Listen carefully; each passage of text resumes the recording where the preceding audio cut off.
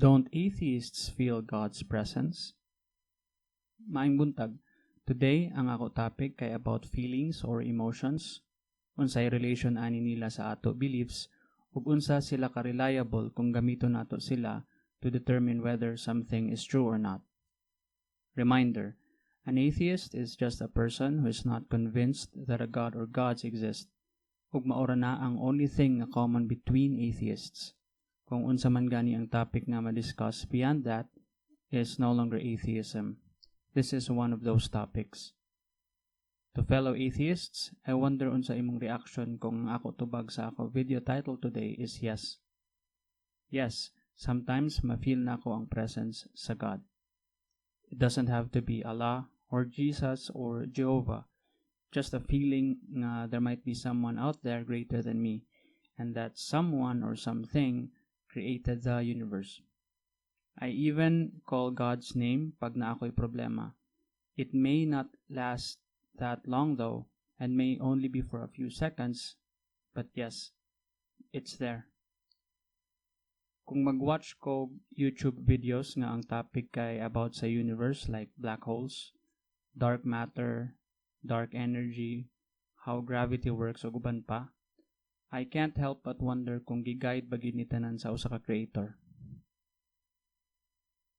How is this possible? I just expressed in my previous videos that I'm an atheist. That means I don't believe that a God or gods exist. How can I sometimes feel nga naay God nga in the first place wala man ko nito nga ni-exist ang God? Can this be considered as a reasonable evidence nga naadyoy God? Kay maski atheist na gani ko karon, maka-feel gyapon ko og ingani? Here's what I think. The reason nga na ako'y mga ingani na feelings is because I have been a believer for many years. Nga even though pila na pud ko ka years nga atheist karon and dagan ako'y Christian og cultural beliefs nga gidrop, lisod gihapon matangtang ang ubang habits nga nakuha nako. I whisper God's name when I'm in deep trouble, not because I believe in a God, but because that's what I usually cry out when I was still a believer. It's like a mantra or meditation for me to remind myself nga, yes, you are in trouble and you need to solve this, so brace yourself. Calling God's name is a habit nga dili na siguro nako matangtang sa ako sistema, and I don't have a problem with it. It doesn't say anything about whether I believe in a God or that a God exists. It just means that I have old habits that I can't simply force myself to drop. Naapod ko'y habit nga i-attribute nako ang mga butang nga lisod sabton as things nga naa siguro gikalabutan ang Ginoo, like kanang topic sa quantum physics ug kanang mga concept like the fourth dimension ug uban pa. Since maglisod kog sabot, makaingon ko basin mauna ning God, or most often maka-think ko basin technology ni sa mga aliens nga wala lang tay appropriate nga tools para masabtan ila technology. Does that say anything about whether or not I secretly believe in a God, or that I think aliens exist? I don't think so. It just means that even though I'm trying my best to always be rational and to always apply skepticism to any new information I stumble upon with, I am as uncomfortable as any human beings out there sa conclusion nga, I don't know. I don't know, therefore God or aliens. This is a habit nga ako na carry over from my past. This is a habit I'm not proud of and gusto na ako ni mawala. I no longer believe in ghosts, fairies, mermaids, tikbalang, o guban pang mga supernatural entities. Pero every time mag-watch kog horror movies, lisod na mamaong og suga before matulog, labi nag-ako isa sa balay. The feeling of fear is not as intense as before though, pero naagi hapon ang kahadlok sa point nga 15 to 30 minutes na ako kumbinsihon ako kaugalingon nga mokalma and matulog na. Do ghosts exist then? Or does this mean nga normal ra maka-feel og fear, and that the feeling of fear doesn't say anything about whether or not ghosts are real? Fear is an emotional response to horror. Di na ako ma-deny nga nahadlok ko tungod sa movie and naglinger ang fear even after the movie ended. Pero dili ni nagpasabot nga suddenly nituon ako nga naay ghosts. Ang ako feeling of fear doesn't say anything about whether or not ghosts are real. Feelings are just the response to our current observations, and what we feel doesn't accurately say anything about whether or not our observations or even beliefs are true. Before I became an atheist, I used to have very strong feelings that my life was guided by God in the Bible. I gave all those very comforting feelings up as I learned more. So then nag-start ko wonder, if wala ko nituo nga tinuod ning God nga naa sa Bible, unsa day ning God na ako na feel inside me? So I had lots of conversations with others, putting all my ideas forward and having these ideas challenged.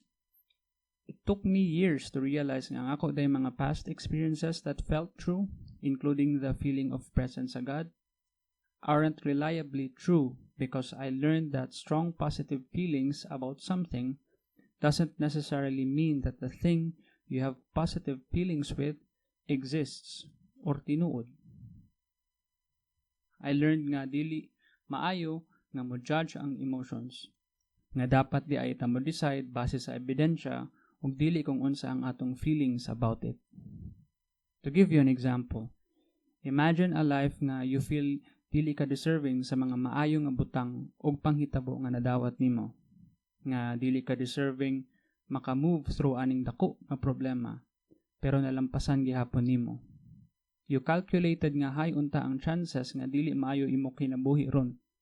High unta ang odds nga worse ang imo current situation. Pero here you are, buhi ug kontento sa kinabuhi. In a very religious country, unsa may mas taas nga chance nga imo ma-feel or ma-hypothesize ani na life experience? Mahitabo gyud ang mga butang nga mahitabo or gi-guide ni God ato life? Here's another example. Imagine nga you feel deserving ka maka-experience man lang og normal nga kinabuhi, given nga 13 years na ka gina-rape sa imo amahan. Nga deserving ka makaginawa man lang og isa ka adlaw sa patong-patong nga problema nga dili man unta ikaw ang dahilan. Pero wala. Gina-rape gihapon ka sa imong papa karon, unya mas worse, imo nang manghod ang ginahinayan niya og kamang. You then learn nga buntis ka. Unsa may mas taas nga chance nga imo ma-feel or ma-hypothesize ani na life experience? Mahitabo gyud ang mga butang nga mahitabo? Gi-guide ni God ato life? O naay God pero wala siya ipakialam sa ato? I'm not saying most people nga mo undergo og suffering mo'y dako og tsansa nga mo question or mag-doubt kang God. Sa ako gani personal observations, ang mga tao nga nag-suffer sa life mao gani hinuntoy grabe ka religious. What I'm trying to point out is this: ang imong strong feelings about anything will vary kung unsa imo sitwasyon sa kinabuhi karon. Which means dili maayo nga indicator imong na-feel sa kung unsa ang tinuod. I doubt nga maka-feel ka nga gi-guide ni God imo life kung gina-rape ka adlaw-adlaw sa imong papa. It is also very selfish ug insensitive of me to say nga gi-guide ni God ako life while ang others nga dapat unta giluwas sa suffering and pain, wala. Kay kung maayo man unta ang Ginoo, nganong gi-guide man niya ako life nga dili man ni life worth guiding. Simple raman ako mga problema kumpara ato mga bata nga gina-rape adlaw-adlaw or mga bata nga napanganak nga naay disabilities o deformities. Katuday iyang i-heal, iluwas o i-guide. And why heal o save when He can use His powers to not have these ailments to these children in the first place? To me, it doesn't seem to be nga naay God nga nag-guide sa ato. We only feel guided kung maka-overcome ta sa ato obstacles and are too blinded to see that there are other people more deserving sa guidance but are currently suffering while ang ilang perpetrators nag-roam free. You might be thinking, mag-antos raman na sa hell ang rapist? Yes, probably, if hell is real. And if it is, unya Christian nga pastor ang rapist, and before his death nagrepent siya sa iyang sins, then he and his daughter will forever be united in heaven. That is, kung napasaylo sa anak ang amahan. Kung nagdumot siya, na-depressed, nalulung sa drugs, and then nag-suicide, then she probably went straight to hell. I don't think that sounds fair. I used to pray, and the funny thing is, even though I always get what I prayed for, I gave it up as well, kaya na-feel na ako na murag spoil ko ni God. I knew I was a very bad kid back then. I bully every kid younger than me, and made sure nga katong older kids na ako ila-trip, bawsan ako. I know they prayed as well, and they were very good kids, but most of them don't even have regular meals a day, and I get to enjoy PlayStation and branded t-shirts. Not to mention nga kompleto ug intact amo pamilya while sila dili. I know this is not what prayer means to other religions, but what does this mean to a kid? That bullies get rewarded and kids who are way kinder than me get to suffer? As a kid, nakathink ko nga, si God ba gyud ni ako kastorya sa ako prayers o si Satanas? While happy feelings ang nag-fuel sa ako belief nga na God, fear pod ang feeling nga dugay naglinger even after wala na ko ni believe sa existence ni God. Kapila na ako gi-question ako non-belief back then, and would usually remind myself nga, people who don't believe in God will go to hell. What if there's hell? Ang ako feeling of fear dragged me to stay, and even refused to accept nga i-label nako ako self as an atheist, even though I think I already was. Accepting nga basin atheist nako felt like the ultimate sin. Murag ang feeling grabe na gid ko kademonyo nga tao, murag nakapatay Ginoo, because hell was too real for me. Mura kong addict nga maglisod og undang sa bisyo. I was an addict sa promise of hope ni God ug sa feeling of comfort sa beliefs ug having faith. Kung mo-attempt ko na i-rehab ako self using reason, logic ug science, ang sintomas sa withdrawal mo start tayo og kick in.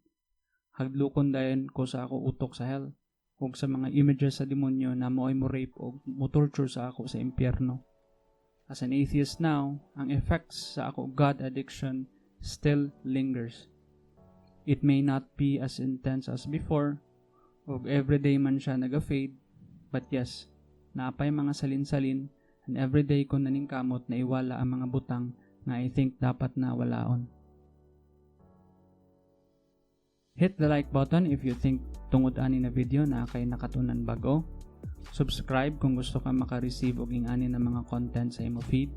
And share this video to your family and friends ug i-promote ang healthy nga debate. Daghang salamat sa pagpaminaw ug kita ra ta sunod video.